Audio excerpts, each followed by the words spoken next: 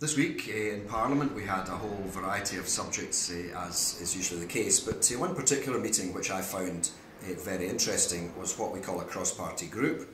That's a kind of semi-official group which does not make decisions like the real committees, but brings together people interested in a particular subject, and I co-convene the cross-party group on rail.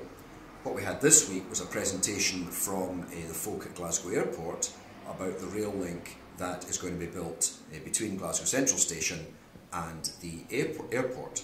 Now the key facts in that are that the trip should take 16 minutes, there should be 4 trains an hour, one every 15 minutes.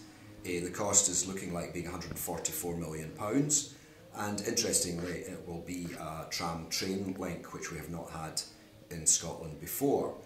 So just to unpack some of these things, of course previously there was the suggestion of Garrel, the Glasgow Airport rail link, and that was going to cost something more like £400 million.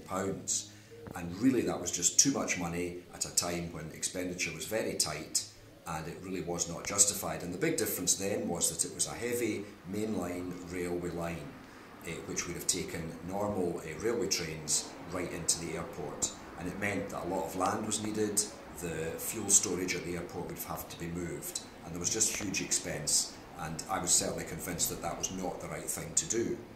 However, the current plans seem much more acceptable, with a much reduced cost of £144 million.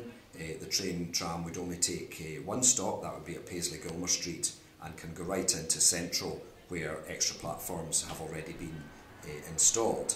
And one of the big differences is that this would use the normal railway line between Central and Paisley, and then go onto a tram line which would lead on into the airport. And of course a tram line can go round corners much more steeply and can fit in better with the existing roads and infrastructure at the airport. So I think this is extremely positive.